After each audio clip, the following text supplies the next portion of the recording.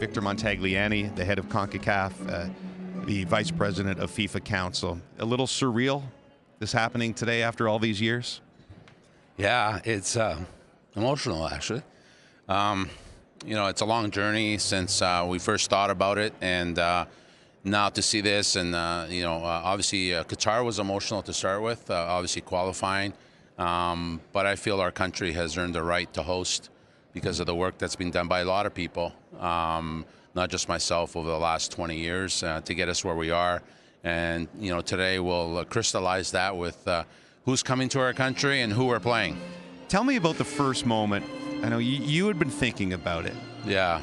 But people thought you were nuts. Tell me about the first moment you presented Not the first time, by the way. You know what? I was at a dinner in Vancouver at an Italian restaurant. No stereotypes there, I guess. With myself, a gentleman by the name of Walter Seabear, who's a legend in Canadian sports, and Peter Montopoli, who's our chief tournament officer for Canada. And we had just won the bid for the Women's World Cup, which we obviously was very successful. And Walter, who had been in the international stage, said, you know what, we have the right leadership, it's the right time, I think it's time we bid for the Men's World Cup. And I said, let's do it. Peter was a bit nervous because we hadn't even done the women's yet, and he goes, oh, hold on. But obviously we were on board, and it started with really small sort of discussions with other countries, and then it obviously culminated with our official bid in 2017 and then winning it. People laughed at you back then, though, right? Yeah, there was an article in the one of the prominent Toronto papers, I won't name which one, that said that, because I was the newly minted president of Canada Soccer, that I was a little bit crazy.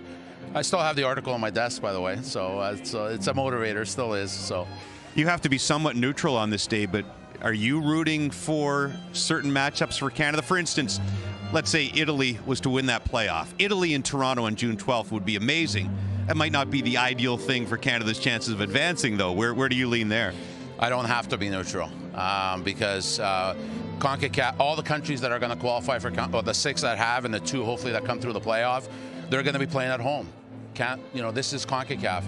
And so I don't have to be neutral. And even when it comes to Canada, you know what? If you say you're neutral, everybody knows you're faking it. At the end of the day, I'm Canadian. I'm damn proud to be Canadian. So what do you want to see for Canada? Yeah, let's do Italy. Let's start Italy off with a loss on June 12th. I'll be more than happy about that.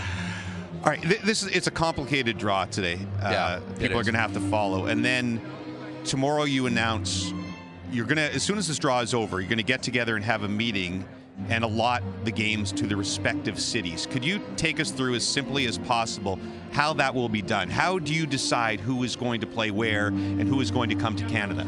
Well, simplicity is not the word. Listen, we will obviously, because we also, when we bid, we wanted to do it in pods. And as you can see, like Vancouver's with Seattle and San Fran, Toronto's with Boston, New York. Right. So we want to minimize the travel of the teams as much as we can. So we have to play games at a certain kickoff time. Listen, we're in a business as well. So broadcasters, you guys like to also, have certain kickoff times. So we have to take in a lot of stakeholders. Obviously, the players and the teams are first, fans, and obviously our broadcasters, because there'll be billions of people watching it worldwide. Right. So all that goes into sort of the sausage maker, and at the end, we will announce a match schedule on Saturday. I believe it's noon Eastern time or around there. We'll announce the actual match schedule of all the groups. Listen, enjoy today. I definitely will. And there's reason to be emotional. It's a lot of years and a lot of work coming to something like this. Yeah, and listen, as a Canadian, as I said, I'm very proud, and I thank the job you guys are doing. I know tremendous coverage today, and you know what, the boys deserve it, and the team deserve it, and the country deserves it, quite frankly. Victor Montagliani, the head of CONCACAF VP of FIFA.